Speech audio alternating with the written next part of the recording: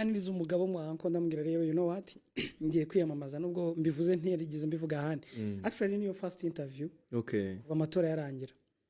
ndamubwira ngiye kwiyamamariza kuyobora urubyiruko mu nteko araseka arangije namwe ngo reka nkubwire ikintu kimwe ngo nkuza utamwitabi ngo niwe muri sansiye wa mbere umwoyira umogi uzubona ndi noteri ari nje wanze kuba minisitiri uza amategeko nzi nize droit niga Butare ndayiga ndayimanuka ngo novugurura itegeko nshinga mu munota umwe kubera iki uzubona ndi noteri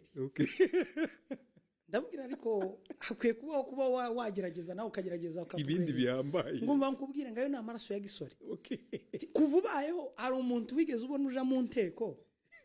nko muri famiye yacu hera mu nshuti kandi nawe urabizi kanije ukomeye muri iyi famiye so aranyicaza arambwira ngumva nkubwire ngo ni byiza gutekereza ngo ukagira inzozi nini zagutse ngo ariko iri joro banza warayimwibaza